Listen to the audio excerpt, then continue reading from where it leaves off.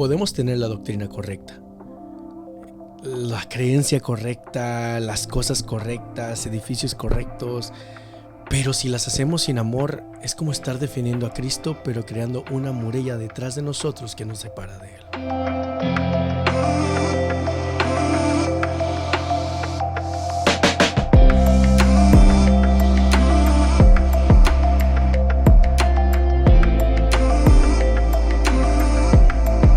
Hola, ¿qué tal familia? ¿Cómo están? Bienvenidos al capítulo número 7 de la temporada 12 de Comunidad en Estudio. Me encuentro aquí con Dani y con Cristian. ¿Cómo están, pastores? ¿Cómo está, Brian?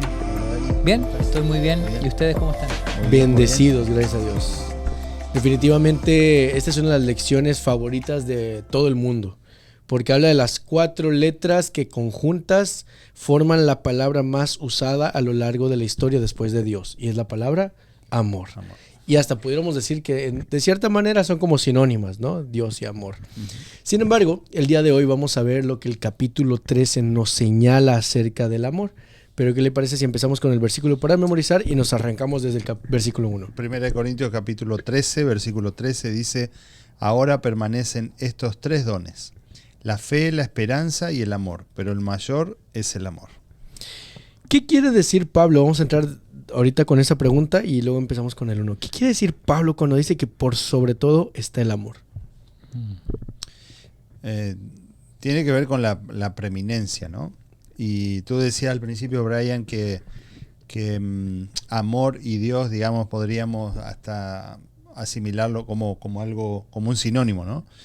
Y es interesante porque algunos hasta cambian cuando se dan las características del amor, tanto de manera positiva como lo presenta la lección de esta semana. Creo que son como 7 cualidades del amor y 8 no, que lo que no es el amor, lo que es y lo que no es el amor. Si nosotros reemplazáramos, cambiáramos la palabra amor y la sustituyéramos por Jesús, quedaría exactamente igual. Igual. Y entonces, y algunos van más allá todavía y ponen el nombre, poner el nombre nuestro, de cada uno de nosotros, ¿no? Híjole. ¿Por qué? No porque tengamos esas características, sino porque debiéramos reflejar. Como para examinarnos, ¿no? Sí, claro. Así es. Sí. Qué interesante. Pero bueno, gracias, pastor, por esta apertura. No sé si Dani querías comentar algo o le damos de lleno. O sea, Dios es amor, ¿no? Eso. Y soy su pequeñuelo, Amén. quiero ser santo como dice el canto, ¿no? Claro. Vamos a empezar con el versículo número 1. Dice: si yo hablase lenguas humanas y angélicas y no tengo amor, vengo a ser como metal que resuena o címbalo que retiñe. O sea, hay sonido, pero no hay melodía. Ruido. Hay ruido. No hay algo armónico, no hay algo apreciable, no hay algo ordenado, no hay belleza en lo que pueda salir de nosotros. Y si tuviese profecía y entendiese todos los misterios y entendiese toda la ciencia, tuviese toda la fe, de tal manera que trasladase los montes y no tengo amor, ¿qué dice? Nada soy. Buena voz ahí para... Me emocioné. Está narrador. De hecho, les tengo guardado algo que la hermana Nancy nos mandó hace ratito en el grupo de oración, allá abajo, y vamos a cerrar con parte del poema. Pero me inspiré hace ratito ahí. Sí, te escuché. Pero Neruda. El Neruda dice. Entonces, dice que si tuviéramos todo el conocimiento, empezó con cuestiones de haciendo una analogía con el ruido, con los instrumentos, con los címbalos. Ahora se va con la parte de la gnosis, el conocimiento, la sabiduría. Pero si tengo eso, pero no tengo amor, nada soy. ¿Tan importante es el amor? Pregunto yo. Sí, claro. No hay más que decir. Yo aquí haciéndome al pensativo, pero pues es que es la verdad. Sí. O sea, pues sin Dios nada somos. Y usted puso la apertura, ¿no? Acerca de la sinónima entre Dios y el amor. Y si repartiese todos mis bienes para dar a comer a los pobres, me hace pensar al joven rico, de pronto, ¿no? Que tenía todo, conocía todo. Pero al momento de poder atraparse en Jesús, se quedó sin nada.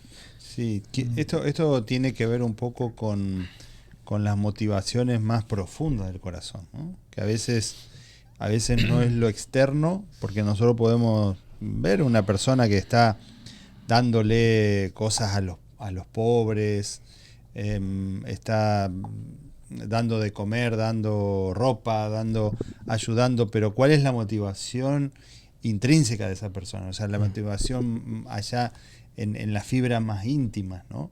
Porque de pronto algunos podemos llegar a estar haciendo alguna cosa para ser visto por los demás. Claro. ¿Sí? Como vanagloria personal. Otros tal vez, a veces uno escucha, ¿no? Personas que dan, pero reniegan de aquellas personas a las cuales le están dando. ¿Sí? Decir, pero tenemos que estar dando todo esto acá, comida, ropa, pero ¿por qué no va a trabajar? Podríamos pensar de esa manera, ¿no? ¿Sirve de algo eso por más que se lo estemos dando? A veces cuando nosotros producimos ciertos cuestionamientos sobre aquellas personas a los cuales estamos haciendo esto, por eso Pablo cuando dice si repartiese todos los bienes, ¿no? Indudablemente que cuando el autor me llama la atención porque él dice, si nosotros le quitáramos los no a todo esto, allí veríamos cuál era la problemática que la iglesia de Corinto estaba pasando. ¿Sí?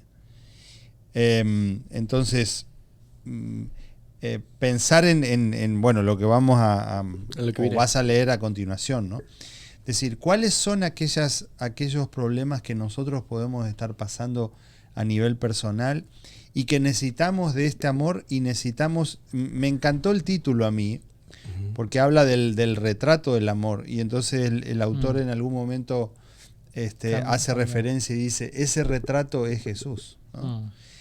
No es el amor en sí, no es el amor como una palabra poética, ¿no? Sino decir, el amor es una persona. El amor es Cristo. ¿Sí? Dios es amor, decimos, ahí está la esencia misma y pura de Dios, y pensar en ahora Dios, ahora haciéndose hombre, Jesucristo viniendo a la tierra para moverse entre nosotros, y entonces Dios es amor, Jesucristo es el amor, es amor, ¿sí? Entonces ahí vemos el retrato verdadero del amor, personificado mismo, ¿no? Porque a veces nos es difícil decir, bueno, ¿cómo hacemos nosotros para medir el amor? El amor que damos, ¿es suficiente? El amor que le prodigamos a nuestra esposa, ¿es suficiente? ¿Sí? Y a veces decimos, no, pero no estás conforme con todo lo que te doy, o a nuestros hijos. ¿Es suficiente el amor que nosotros le damos a nuestros hijos? ¿Es suficiente el amor que le prodigamos a las personas que están a nuestro alrededor? ¿Es suficiente el amor que damos en la iglesia misma? No hay una medida del amor. Claro. ¿Sí? No es que decir, bueno, hasta aquí doy, hasta aquí puedo dar. No, Jesucristo dio absolutamente todo, se entregó por completo por nosotros, ¿no? Ese es el retrato profundo del amor, ¿no? Y yo siento, disculpa Brian, solo... No, dale. Yo al observar el mundo, la sociedad y contrastarla y nosotros mismos, ¿no? Como seres humanos, siento que el mundo no funciona en base primordialmente al amor, porque siempre está eso de qué puedo recibir a cambio. Como que lo que nos mueve es la negociación, es la conveniencia. Incluso pensamos que es el amor, pero a veces es como... También estamos esperando cosas de la otra persona, ¿no? Pero este amor, y lo vamos a ver más adelante, es un amor que no busca lo suyo, ¿no? Es un amor que quiere la felicidad del otro, y eso es algo que todos estamos en el camino de aprender a realmente vivirlo, ¿no? Y como dice el pastor, solo se puede vivir con Cristo en nosotros, que es el retrato del amor, ¿no? Muchas gracias. Y vamos con el versículo 4.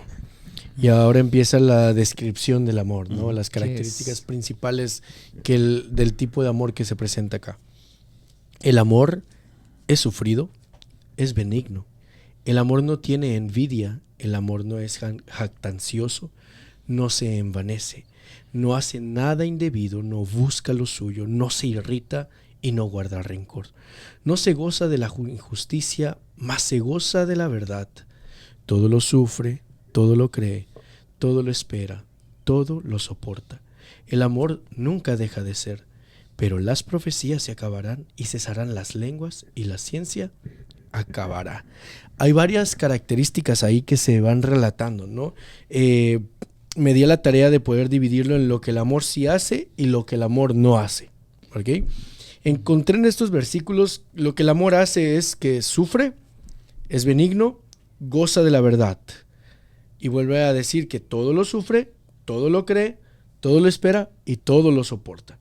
Por el lado de los no, me doy cuenta que no tiene envidia, no es jactancioso, no se envanece, no hace indebido nada, no busca lo suyo, no se irrita, no guarda rencor y no goza de la injusticia. Hay algunos conceptos interesantes. Detrás de cámaras estábamos platicando en el podcast, ¿no? En el preview, acerca de la característica de todo. ¿Cuál es el que estabas comentando? Todo lo cree, ¿no? Sí, todo lo cree. Todo lo crea. Y así como el amor de cierta manera puede ser como interpretativo por diferentes personas, ¿no? Nos dimos cuenta también que ciertas palabras pueden ser así. Sin embargo, dentro de este contexto del pisteo, del creer, que todo lo cree el amor, ¿qué podemos llevarnos en este momento acerca del amor? ¿Será que es un amor inocente? ¿Es un amor que se va a dejar fluir nomás así? Ingenuo, digamos. Ingenuo, esa era la palabra, gracias, sí. Ingenuo. ¿Es un amor ingenuo que se va a dejar fluir? Sí, todo lo que quiera, sí. ¿O a qué se refiere? No, bueno, eso es lo que hablábamos detrás de, o antes de comenzar, ¿no? Que tiene que ver justamente, no es un amor ingenuo y esa es la fe. La fe permite, digamos, que nosotros podamos tener dudas, pero aún en medio de esa duda, aún en medio de esos cuestionamientos que podemos hacer a Dios y cuestionar a Dios y preguntarle ¿por qué esto? ¿Por qué pasan las cosas que me pasan, que me suceden? Aún en medio de eso, tener la fortaleza como para aceptarlo y creer, ¿no? Uh-huh. Esa es la fe. Uh-huh. Esa es la fe verdadera, no es decir, yo creo ciegamente en todo, es decir, todo lo que se me pone delante lo creo, sino que aún, por eso el autor menciona una frase ahí que dice, creer todas las cosas significa otorgarse mutuamente el beneficio de la duda, ¿no? Podemos cuestionar las cosas, podemos cuestionar a Dios, podemos cuestionar sus decisiones, pero aún en medio de esos cuestionamientos, nosotros elegimos creer y elegimos creer con fuerza, ¿no? Y eso es el hecho de que el amor todo lo cree, ¿no? Okay. Yo quería decir algo como que dice tanto Pablo en tan pocas palabras que como puede ser que aquí estemos dando varias pinceladas de esto y creo que en las clases de ustedes y en su estudio personal más cosas van a sacar. Lo que estaba pensando yo ahora es que el ser humano vive para relacionarse, ¿no? Estábamos hablando justamente hoy día, miércoles, en el culto de oración sobre la soledad, ¿no? Y es interesante que hay muchos que dicen, con Dios nunca estoy solo, ¿no? Uh-huh. Y el otro día leía que en el jardín del Edén, cuando Dios ve al hombre y ve que está solo, dice, no es bueno que el hombre esté solo y le crea su ayuda idónea.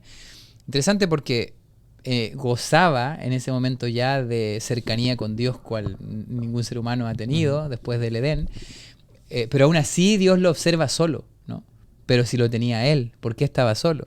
Y es porque nosotros, como Jesús lo dijo, nuestra meta es amar a Dios y también amar a los demás, vivir relaciones. Y lo que yo he pensado de eso, sabes que yo descubro en mí nuevas formas de amor cuando me relaciono con gente.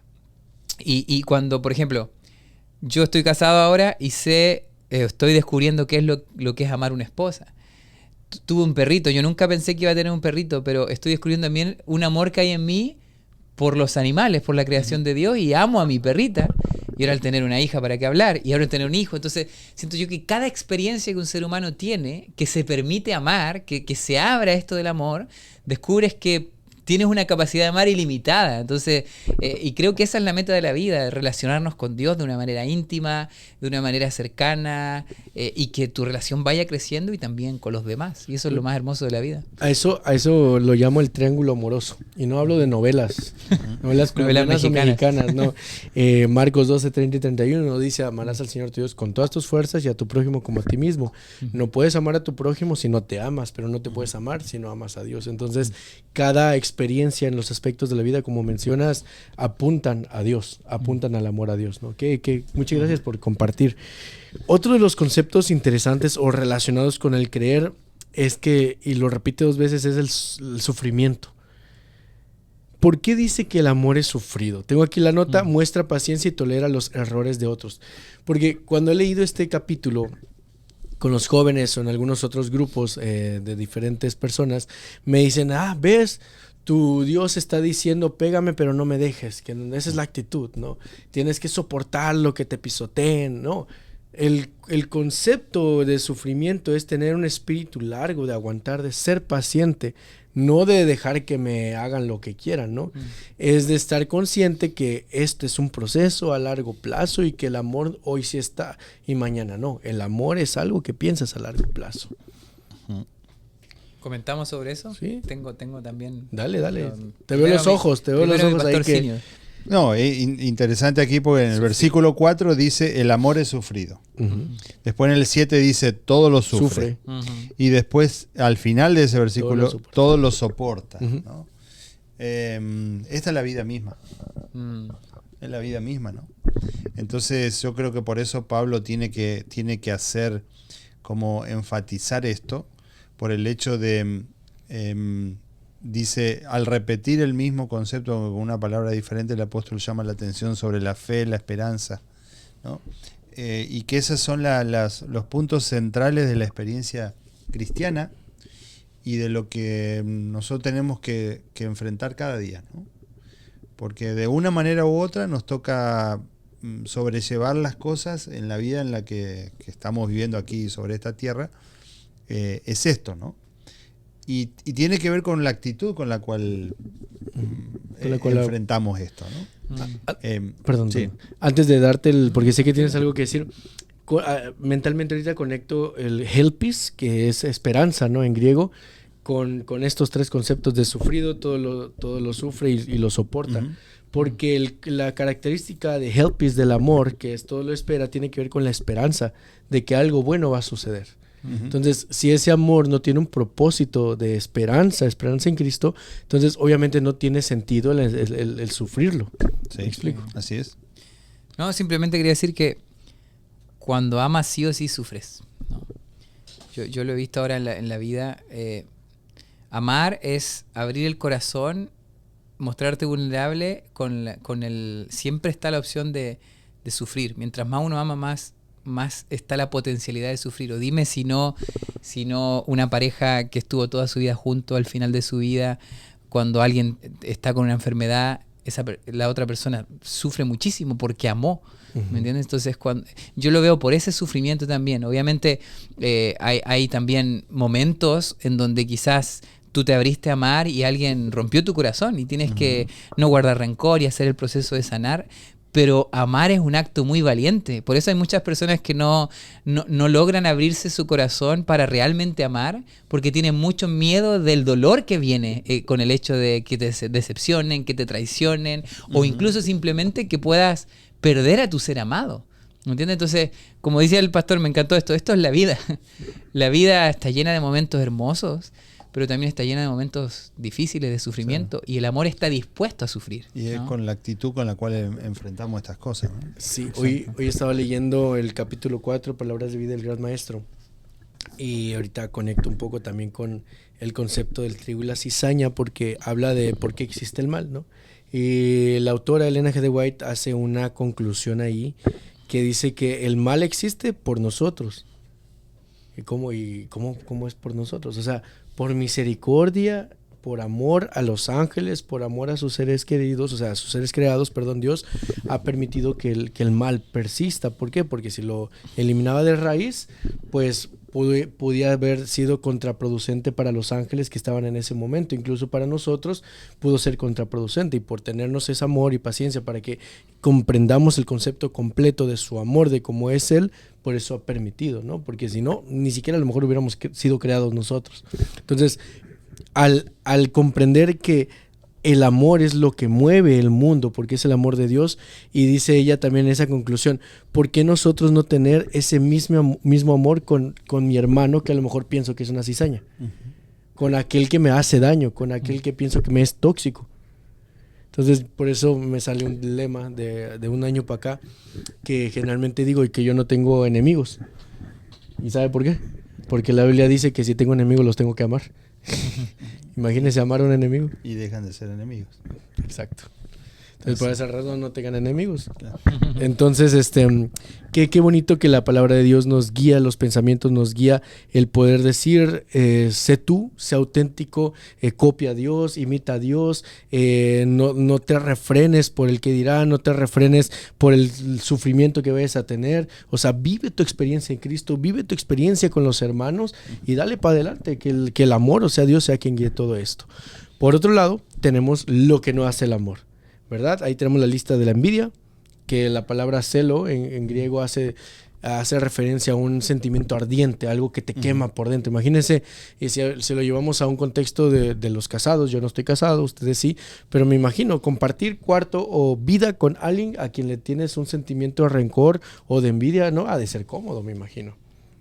No sería vida. No sería vida, o sea, tanto es incómodo para la persona como incómodo para ti, ¿no? Otro dice, no se jacta, no fanfarronea, no desea ser alabado por los demás, no se envanece, o sea, no tiene un concepto exagerado de sí mismo. Imagínense que Dios venga y se ponga y nos diga de primera, alábenme porque yo les hago esto, yo les hago lo otro, pero desde una perspectiva orgullosa, desde una perspectiva autoritativa. Dios no es así. Y si Dios no es así, ¿por qué nosotros a veces somos así? Porque tergiversamos la vista del amor que es Dios hacia los demás. Y envanecemos lo que Dios hace, no lo que nosotros hacemos, lo que Dios hace. No hace nada indebido.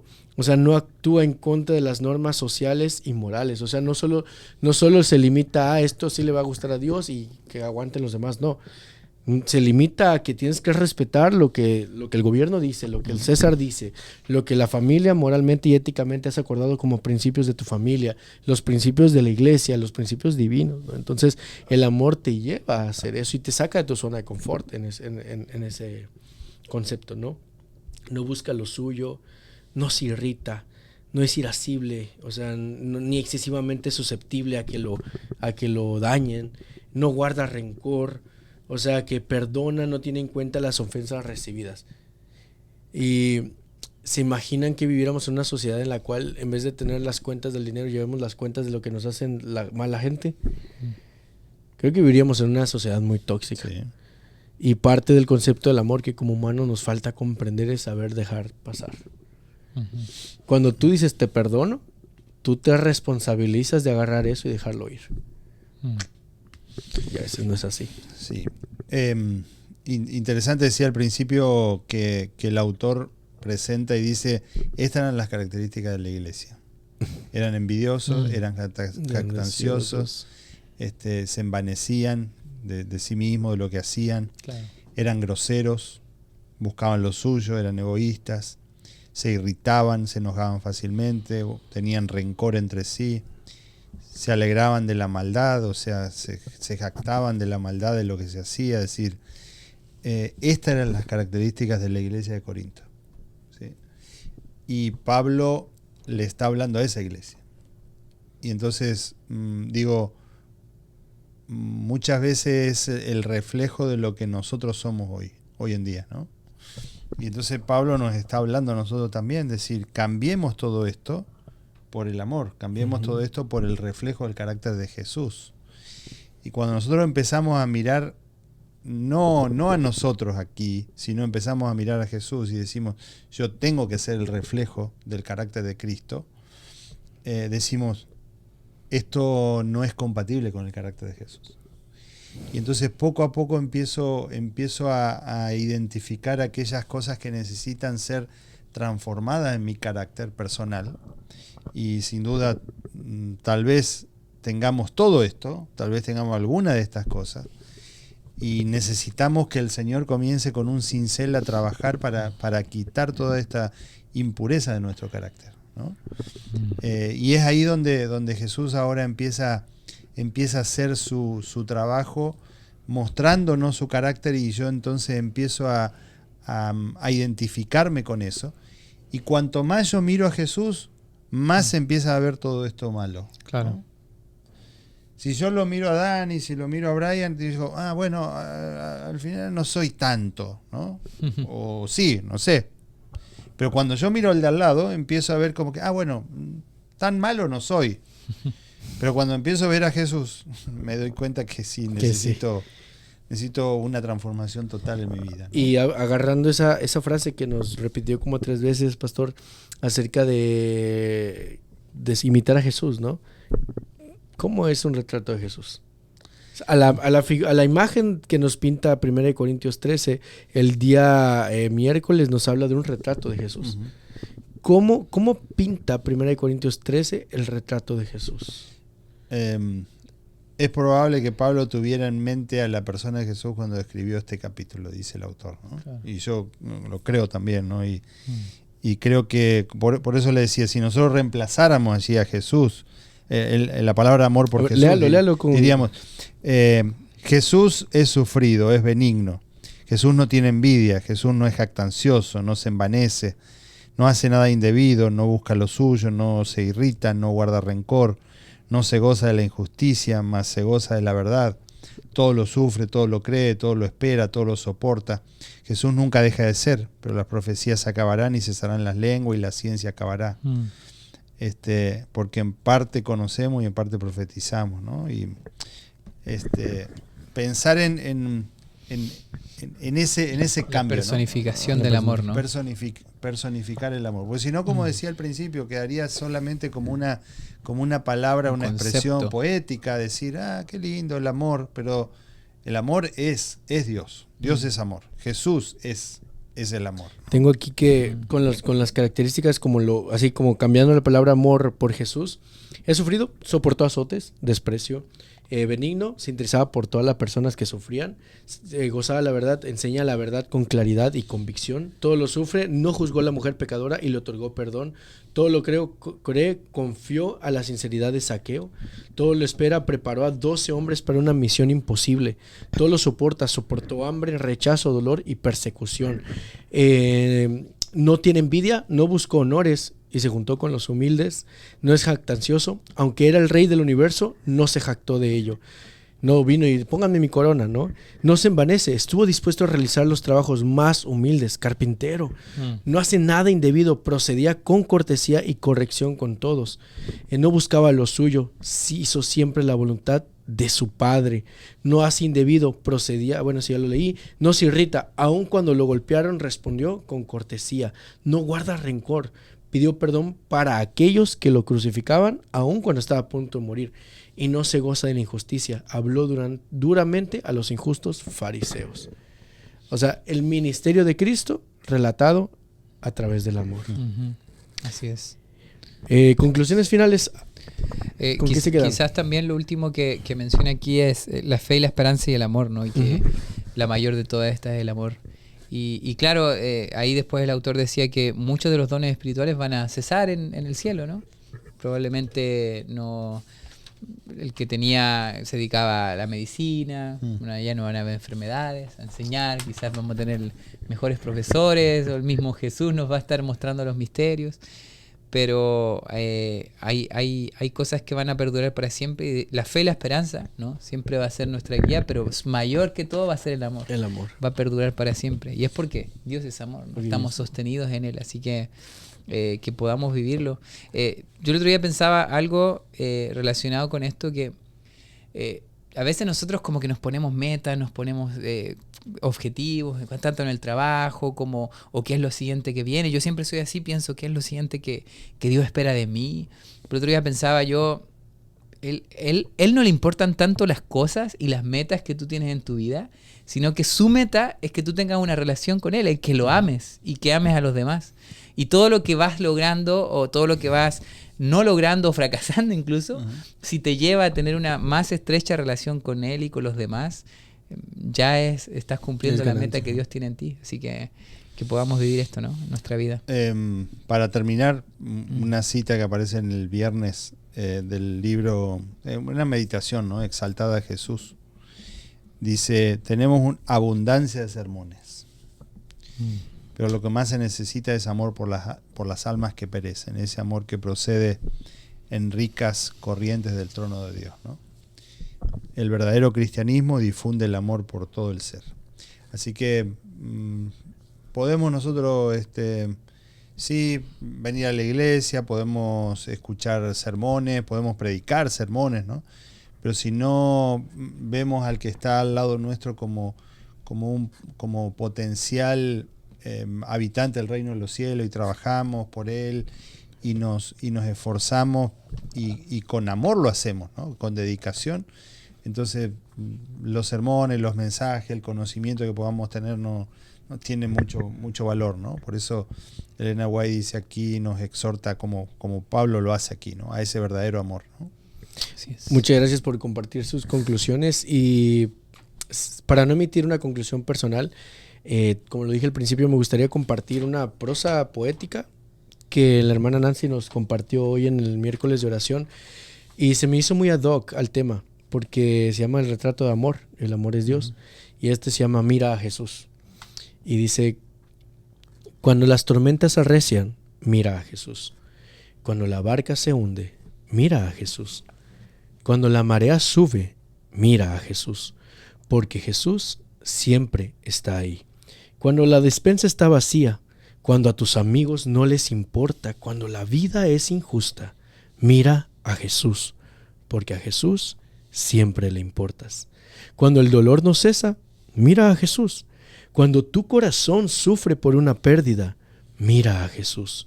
Cuando toda esperanza parece perdida, mira a Jesús, porque Jesús siempre está ahí. Cuando la culpa golpea el alma, cuando la vergüenza hace mella y cuando te sientes totalmente solo, mira a Jesús, porque a Jesús siempre le importas.